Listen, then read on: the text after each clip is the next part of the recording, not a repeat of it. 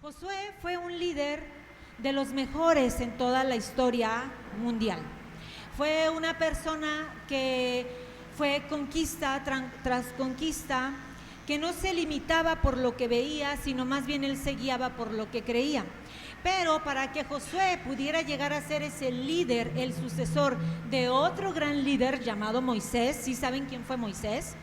El que rescató al pueblo de Israel de la tierra de Egipto, teniendo él muchas limitaciones, problemas de autoestima, problemas de que él no creía en sí mismo, aparte de que era tartamudo.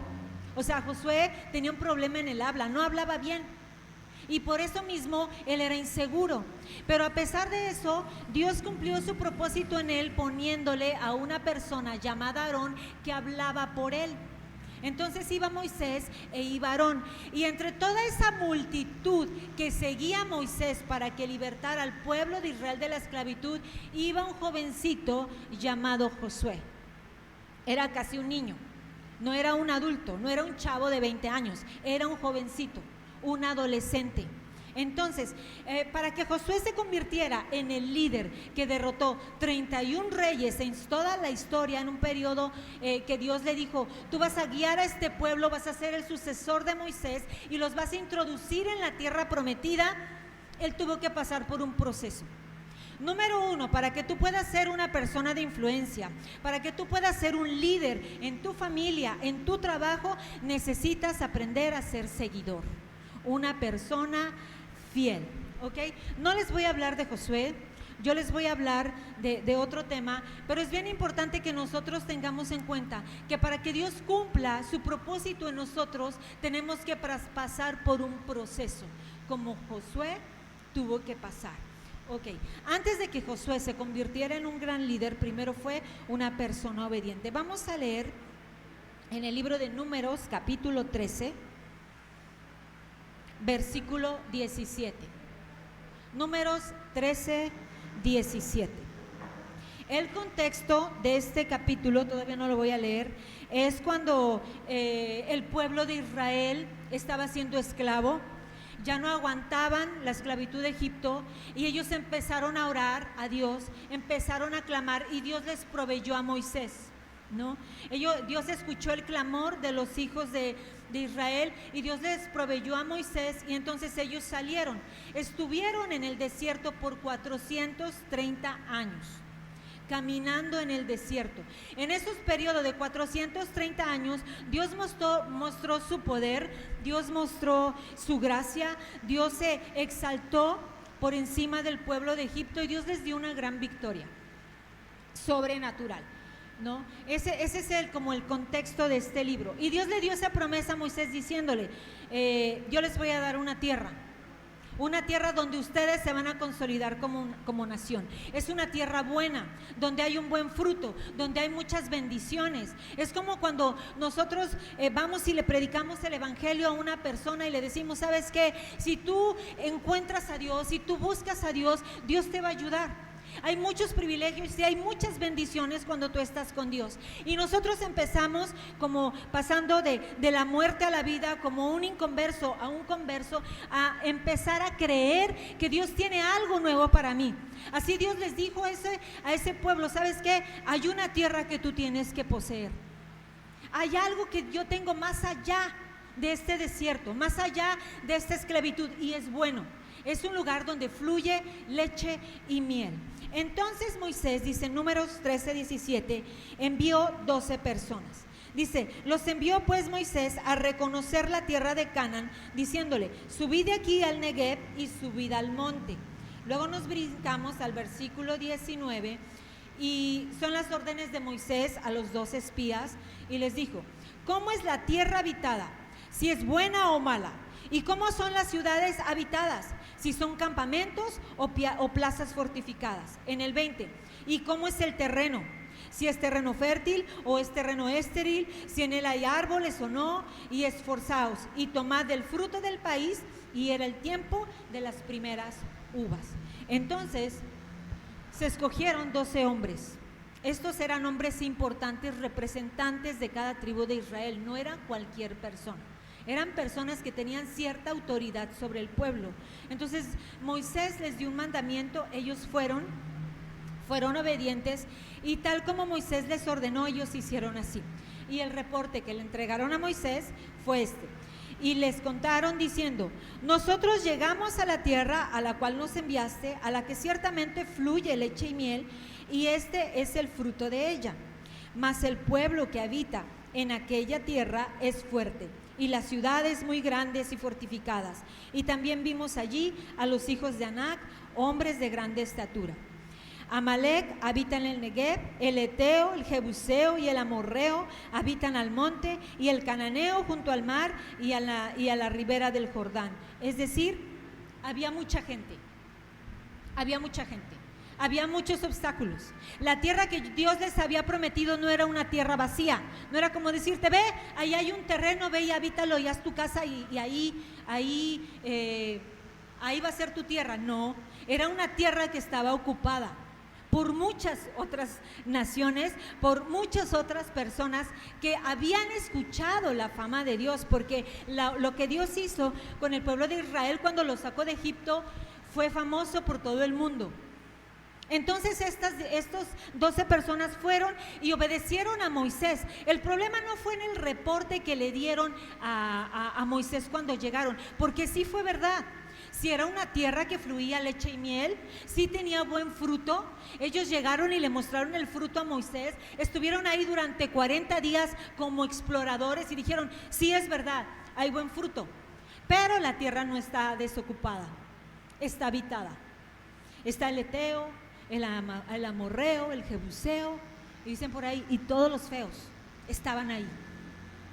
Entonces el pueblo de Israel tenía que tomar la decisión en la fe de ir y decirles: ¿saben qué? Sé que han vivido aquí por no sé cuántos siglos, quítense, porque esta es mi tierra, Dios me la dio. ¿Tú qué harías en el lugar del Amorreo, del Eteo, del Jebuseo y todos ellos? ¿Qué harías? Sí, está bien, ahí te dejo mi casa, ahí habítala. ¿Pelearías? ¿Por qué? ¿Por qué me van a quitar?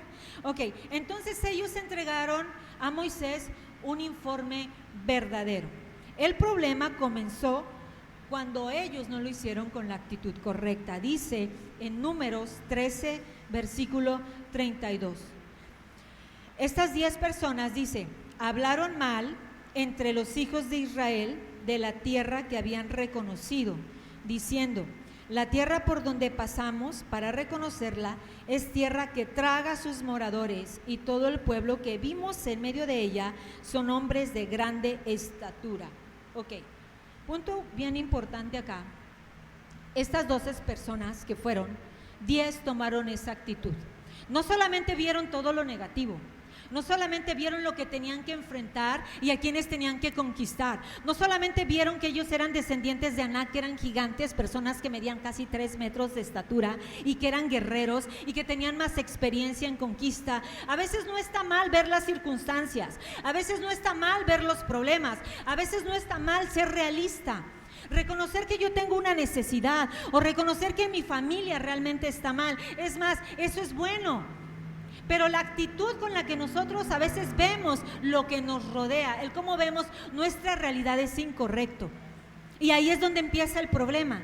Estas 10 personas empezaron a hablar mal entre el pueblo, empezaron a sembrar la cizaña, empezaron a levantarse en contra de Moisés, en contra de Dios. Y dice Números 13:33: también vimos allí los gigantes, hijos de Anac, raza de los gigantes, y éramos nosotros a su parecer como langostas, y así parecíamos a ellos. Estas 10 personas, juntamente con Josué y Caleb, Josué y Caleb no tuvieron esa actitud, pero estas 10 personas habían sido testigos oculares y presenciales del poder de Dios. Así como tú y yo podemos haber sido testigos de los milagros que Dios hace en una familia, en una persona cuando está enferma, cuando Dios libera a alguien de las drogas, del alcohol, cuando Dios te saca de la pobreza, cuando Dios limpia tu mente, cuando Dios rompe las ataduras, cuando echa fuera de nuestra vida todo demonio y espíritu que nos atormenta, cuando antes no podíamos dormir por pesadillas, ahora podemos descansar en paz, y hemos sido testigos oculares y presenciales del poder de Dios. Estos hombres habían sido testigos de todo lo que Dios se había hecho en ese proceso. de cómo después de haber sido esclavos, maltratados, cómo los golpeaban, cómo les insultaban. Yo me imagino a estos hombres explorando la tierra y ver todo lo malo, ver todo lo malo, ver todo lo negativo. Y ¿saben qué, hermanos, hermanas? La negatividad es contagiosa. Es contagiosa. Y peor aún cuando empiezas a hablarlo. No es que en esa iglesia donde vamos, es que lo que hace el pastor está mal. No, y ese terreno que compraron está hasta por allá. Nadie va a llegar hasta allá, ¿no? Y nos empezamos a llenar de crítica. Pero el problema a veces no está en mi pensamiento o en mi corazón. El problema está cuando lo hablamos, y en vez de hablar fe para las demás personas, en vez de sembrar en ellos una actitud de conquista, una actitud de amor, una actitud de esperanza, una actitud de que todo lo podemos en Cristo que nos fortalece, que somos más que vencedores en Cristo Jesús, estamos viendo más las obras del enemigo, la adversidad, la división familiar, las enfermedades, el no puedo, el no es posible, a pesar de que podemos tener toda una historia viendo milagros, viendo oraciones contestadas, viendo sanidad en mi mente y en mi corazón. Estos hombres, estas 10 personas tenían tanta amargura que fue de lo que hablaron. Dijeron más cosas malas y solamente 2 buenas. Sí hay buen fruto y sí es una tierra buena. Y de ahí en fuera todo lo malo, todo lo malo. Y dice Números 14:1. Entonces, después de que estos hombres empezaron a murmurar, empezaron a hablar, empezaron a sembrar la ponzoña, a tirar el veneno, dice, entonces toda la congregación, es decir, todo el pueblo de Israel gritó y dio voces, y el pueblo lloró aquella noche. Pero no lloró ante Dios, no lloró ante la presencia, no fue un llanto de quebrantamiento, no fue un llanto de arrepentimiento, fue un llanto de reproche. Fue un llanto de, como dice en el siguiente versículo, y se quejaron contra Moisés. Fue un llanto de queja, fue un llanto de no estar conforme. Y contra Aarón, todos los hijos de Israel, y dijo toda la multitud, ojalá muriéramos en la tierra de Egipto o en este desierto, ojalá muriéramos.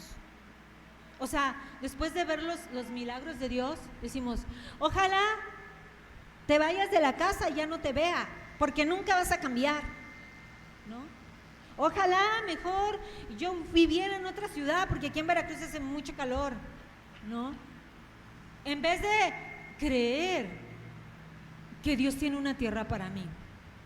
Ojalá empezamos a desear más las obras del diablo o regresar atrás que creer en lo que Dios tiene para mí. Empezamos a olvidar sus promesas, empezamos a olvidar que tenemos un Dios poderoso. ¿Sabes qué fue lo que pasó con ese pueblo? Cuando ellos clamaron, Señor, danos libertad de la esclavitud de Egipto, ¿qué hizo Dios? Les dio libertad. Cuando ellos estaban en el desierto, ya estamos hartos de este maná, de la provisión de Dios, ya me cansé. Queremos carne. ¿Y qué les dio Dios? Carne, ¿no? Y ahorita dijeron, ojalá muriéramos. ¿Y qué fue lo que Dios les dio? Se murieron. Todos murieron en el desierto. No pasaron a la tierra prometida. ¿Por qué? Por su actitud. Porque ellos no se rebelaron en contra de Moisés y de Aarón. Ellos se rebelaron en contra de Dios. Porque tanto Moisés y Aarón fueron las autoridades puestas por Dios en su vida, no ellos. No fue Moisés quien dijo, yo voy a ser el líder, o yo voy a ser el pastor, yo les voy a guiar, síganme. No, Moisés ni siquiera creía en sí mismo. No, Dios lo puso. Entonces ellos, al rebelarse, se levantaron en contra del mismo Dios. ¿Y quién se puede levantar en contra de Dios y que le vaya bien? Nadie. Si tú te levantas en contra de Dios, no vas a poder. No vas a poder. Si nosotros empezamos a reprocharle a Dios, Dios, ¿por qué haces tal cosa? No vas a poder. Muchas veces pasamos por situaciones no porque Dios las permita, sino porque tú tomaste una mala decisión. Es porque tú no estás siendo diligente con tu vida, tú no estás siendo diligente con las cosas que Dios te encargó en esta tierra, con tu trabajo, con tus finanzas. Muchas veces podemos pasar por situaciones económicas porque no somos buenos administradores, porque la regamos, porque a veces pecamos a veces de ingenuidad, de ser demasiado ingenuos. Tenemos que ser realistas, sí, pero ver las cosas con fe, con ánimo y con esperanza. Y ¿sabes qué? Lo que Dios nos prometió, sí, Dios no los va a dar, pero hay decisiones y pasos que yo tengo que tomar para que yo pueda poseer esa tierra, para que yo pueda ser bendecido. Recuerden que la bendición y la prosperidad de Dios no solamente es el dinero. ¿Para qué quieres dinero si no tienes paz? ¿Para qué quieres dinero si estás todo amargado? ¿Para qué quieres dinero si estás todo frustrado?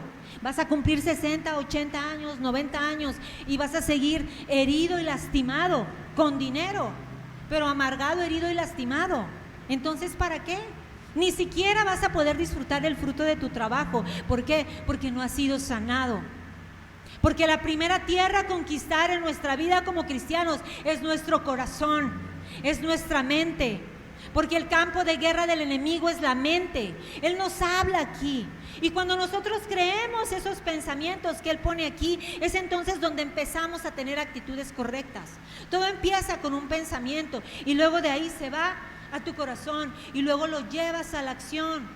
De la abundancia del corazón habla la boca. ¿De qué es lo que más hablas tú en el día? ¿De qué es lo que más hablas? En tu matrimonio, con tus hijos, con tus familiares, en las fiestas o reuniones, ¿de qué hablas? ¿Cuáles son tus temas de conversación? ¿Son críticas, son quejas, son chismes, son habladurías? Entonces tenemos problemas graves y no podemos esperar una grande bendición, aunque Dios sí te va a bendecir por gracia, por misericordia, que eso es un favor que yo no merezco. Eso es la misericordia. Algo que yo no merezco. Hay veces que Dios nos va a bendecir, no porque yo me porte bien, no porque mi vida sea agradable a Dios, sino por su gracia y misericordia, un favor que yo no merezco. Pero a veces nos olvidamos de que tenemos un Dios de gracia, o lo contrario, abusamos de su gracia para pecar. Y este pueblo deseó la muerte y deseó regresar a la tierra de Egipto, como diciendo, mejor estábamos allá con los egipcios. Dios nos trajo a este desierto para que muramos. Es decir, es un Dios tirano, es un Dios asesino, es un Dios que quiere nuestra muerte. Ya nos trajo aquí más de 4 siglos y no vemos nada. Y nos promete una tierra que ya está habitada. Esa fue su actitud. Dios les dio lo que pidió, murieron. ¿Cuál fue la actitud de otros 2 espías, de Josué y Caleb? Números 14:6. Y Josué, como el líder nato que Dios ya había preparado años atrás, dijo: Josué, hijo de Nun, y Caleb, hijo de Jefoné, que eran de los que habían reconocido la tierra, rompieron sus vestidos, se humillaron, porque vieron que la actitud del pueblo de Israel era incorrecta. En el versículo 7, capítulo 14, y hablaron a toda la congregación. Chéquense, no fue Moisés el que habló, no fue Aarón, ahí todavía Moisés todavía no moría, porque fue Moisés el que escribió el libro de Números. Entonces dice, y hablaron Josué y Caleb a todo el pueblo de los hijos de Israel, diciendo, la tierra por donde pasamos para reconocerla es buena en gran manera. ¿Sabes por qué? Porque lo que Dios te promete es grande, porque Él es un Dios grande. Si Él te llamó para hacer algo, es algo grande, porque Él es un Dios grande. Nosotros somos los que pensamos en pequeño. Nosotros somos los que estamos ciegos y no vemos su grandeza, no vemos el gran amor que tiene, limitamos nuestra fe cuando la Escritura dice que Él ya nos dio una medida de fe, pero no ejercitamos esa fe dando pasos de valentía. Entonces Josué y Caleb dijeron, es una tierra en gran manera buena. En el 8, si Jehová se agradare de nosotros, Él nos llevará a esta tierra y nos la entregará, tierra que fluye leche y miel. Pero había una condición, La venta es hasta después de la reunión. Ahorita no está permitido, por favor, ingerir alimentos durante la reunión. Entonces, para la próxima, por favor, esperamos al final. ¿Ok? Entonces, ¿en qué estaba? La actitud de Josué y Caleb dijeron: si nuestra vida es agradable a Él, Él nos la va a dar. Josué y Caleb estaban hablando en la fe. ¿Qué es la fe? La certeza de lo que se espera y la convicción de lo que no se ve. Yo sé que Dios me dio esa tierra, Dios me dio ese negocio, Dios me dio esa casa, Dios me prometió la salvación de mi familia. Yo todavía no lo veo, pero yo ya lo tengo, porque Dios me lo prometió. Porque en su palabra dice: seré salvo yo y mi casa, toda mi familia. Y porque Él lo dijo, yo lo creo. Yo sé que Dios es restaurador y Él va a restaurar mi familia, Él va a restaurar ese matrimonio, Él va a traer sanidad. ¿Por qué? Porque no lo digo yo, lo dice su palabra. Y porque Dios lo dijo, entonces Él lo va a hacer. Entonces yo no voy a retroceder, no voy a anhelar lo que tenía allá afuera en comparación a lo que Dios me está dando acá, porque Él es un Dios bueno. Y Él tiene cosas grandes y buenas para mi vida, pero mi vida tiene que ser agradable a Él. Yo no puedo agradarme más del pecado, no puedo anhelar regresar atrás, porque ya lo probamos, hermanos. Ya vemos que no hay nada bueno en el mundo. No podemos cambiar la gloria de Dios por cualquier cosa. Una vez conocí a un chico excelente predicador, buenísimo, con un carisma y un denuedo para hablar la palabra que tú decías, wow, ¿no? El problema de este chico, no era mi amigo, pero sí lo conocía, es que no tenía los 2 dientes de acá, no los tenía, ¿no? Pero era muy buen predicador y Dios lo usaba con dientes o sin dientes. En ese tiempo no había pandemia, no se podía poner el cubrebocas. Entonces él oraba, él cantaba y hacía muchos chistes, se reía, pero no tenía los 2 dientes. Entonces al final de la reunión se acerca un ortodoncista, o no sé cuál es la especialidad de los que ponen los dientes, le da su tarjeta y le dice: vaya hermano, yo le ofrendo los 2 dientes, vaya a mi consultorio. Y el chico fue, le pusieron sus 2 dientes, su vida cambió radicalmente. Ya se creía súper rostro, ya empezó a salir con chicas, etcétera, etcétera. La cosa es que se enfrió, se apartó de los caminos del Señor, dejó de servir al Señor. Todo ese carisma, todo ese denuedo que tenía, pues ya no lo usaba para la gloria de Dios, ya lo usaba para conquistar a las muchachas, ¿no? Él cambió la gloria de Dios por 2 dientes. A veces nosotros podemos cambiar todo lo que Dios tiene para nosotros por una decisión, la verdad, tonta.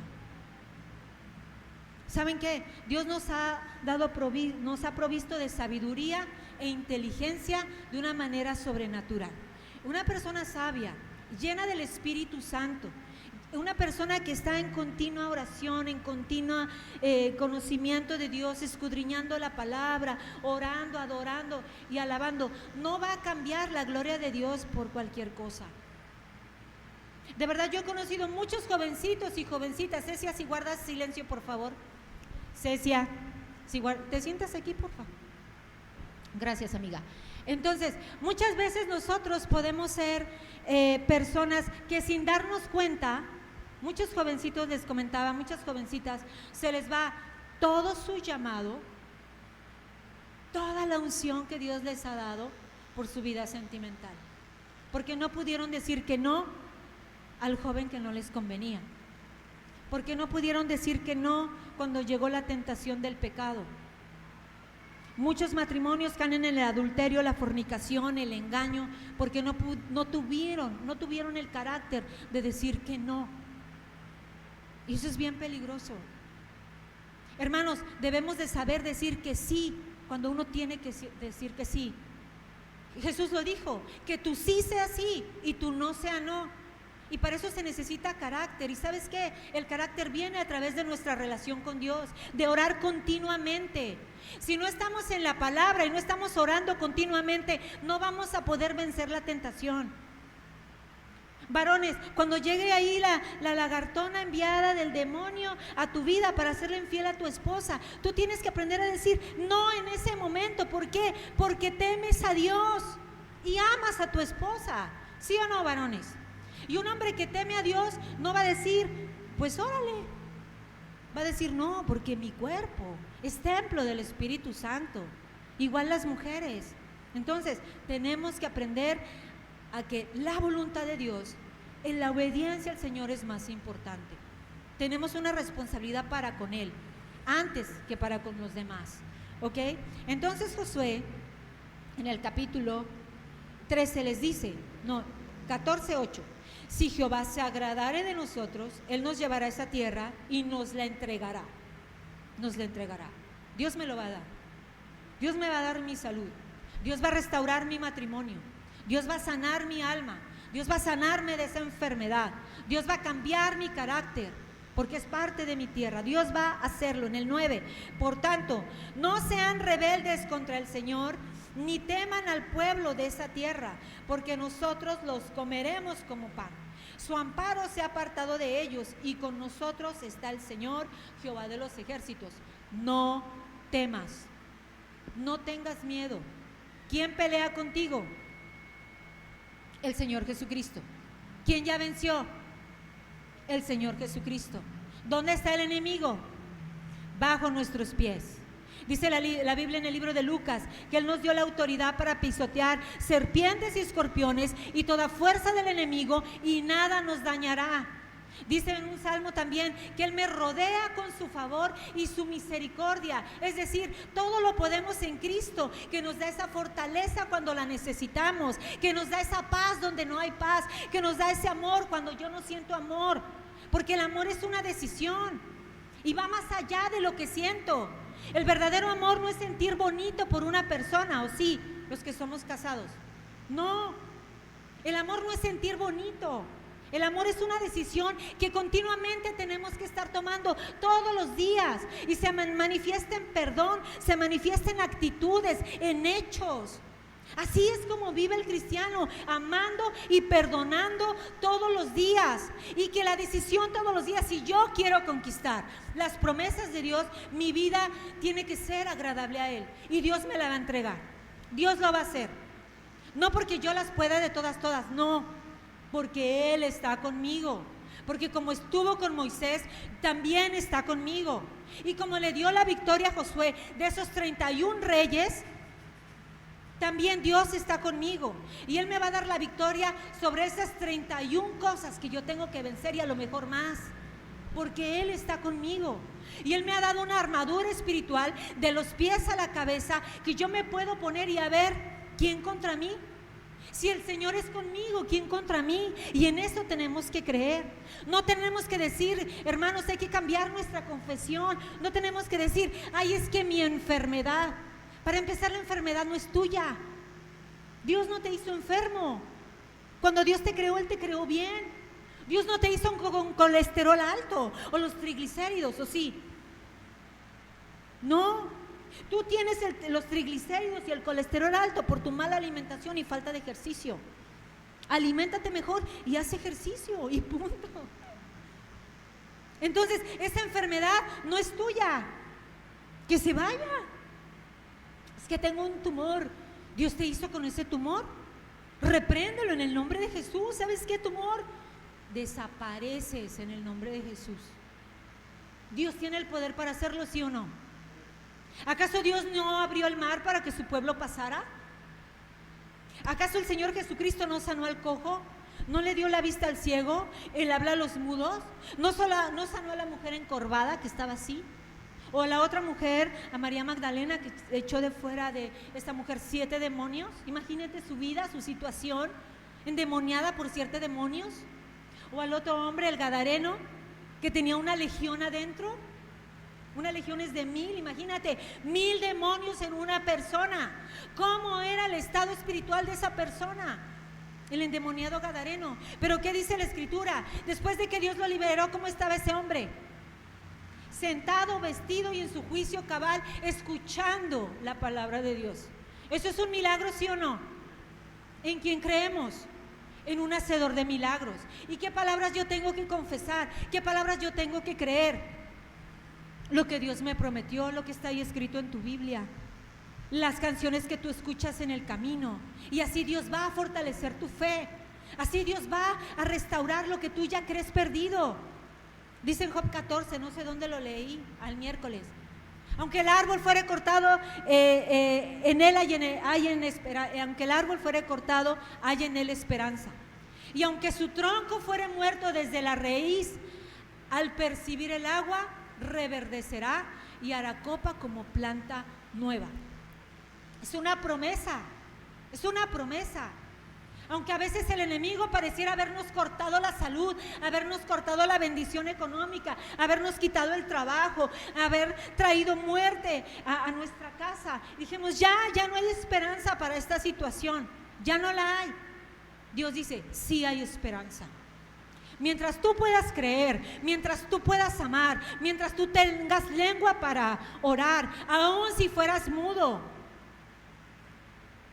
hay esperanza. Hay esperanza. En Jeremías 33 dice, 29, porque yo sé los pensamientos que tengo para ti, pensamientos de paz y no de mal, para darte un futuro y una esperanza. Es Jeremías 29:11 me parece. ¿Ok? Hay un futuro para ti, hay una esperanza para ti, pero hay tierras que conquistar.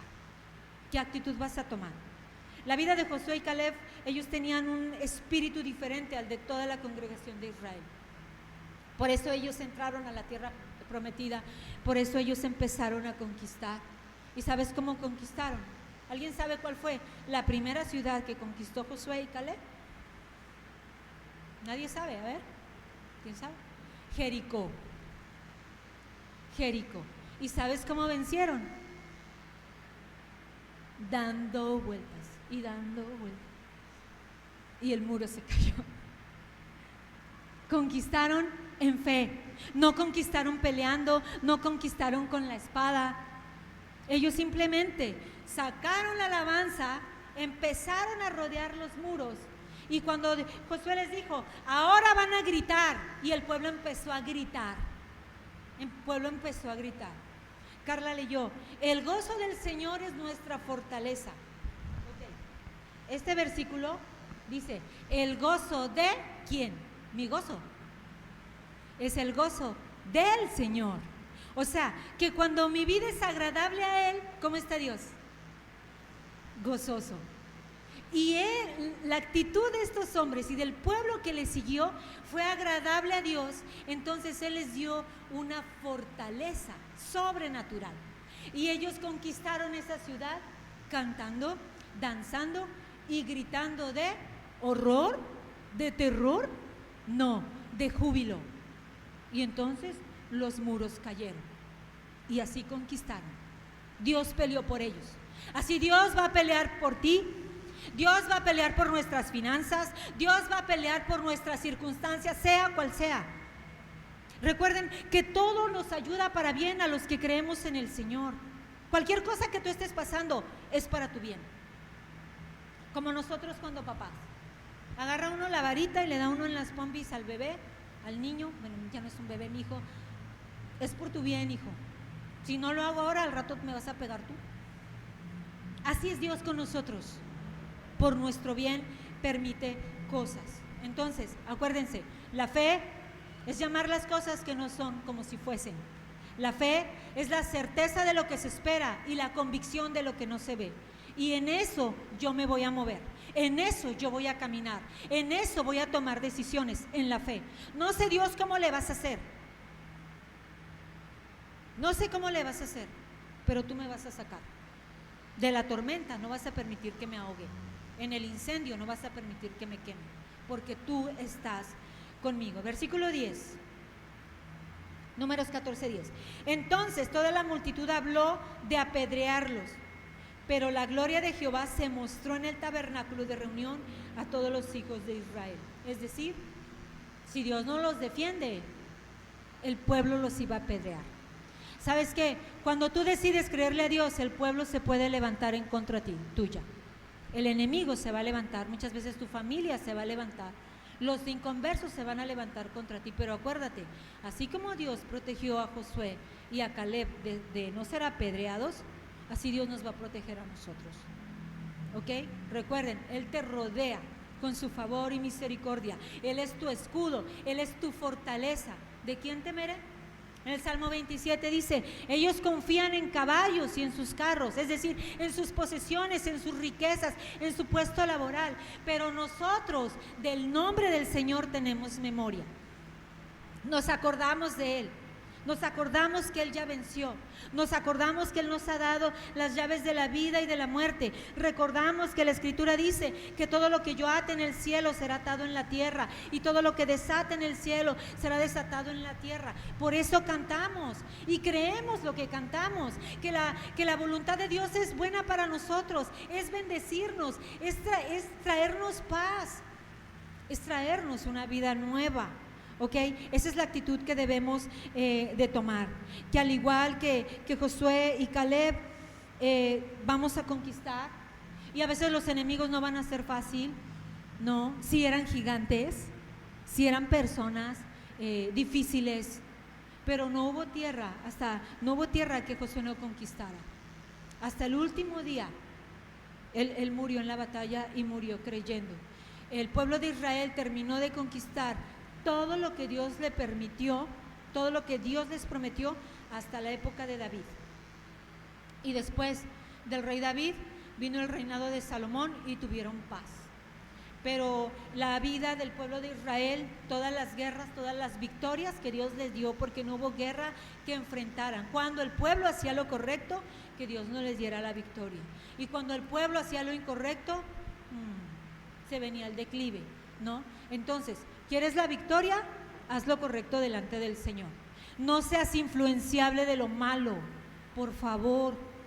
Uno como cristiano, como cristiana, aprende a decir que no. Que hermano, vente a echar las chelas con nosotros, está buena la calor. Aprende a decir que no, por favor. Sé que hay mucha gente nueva acá, pero hay cosas que de plano tú como cristiano ya no debes de hacer ni de decir, ¿no? Lo que yo hago es agradable al Señor. ¿A Dios le gusta? Una jovencita que viene a la iglesia que se emborrache, ¿eso le agrada al Señor? Perdón que se los diga, ¿no? Pero no agrada al Señor. Entonces, ¿quieres que te vaya bien? ¿Quieres llevar una vida próspera, en crecimiento constante, hablando profesionalmente, hablando económicamente, espiritualmente? Que tu vida sea agradable al Señor. No les estoy diciendo que sea perfecta, porque la de nadie es. Estamos en ese proceso, estamos en ese camino, pero todos queremos bendición, ¿sí o no? Todos queremos conquistar esas áreas. Entonces, vamos a orar por eso, vamos a ponernos de pie.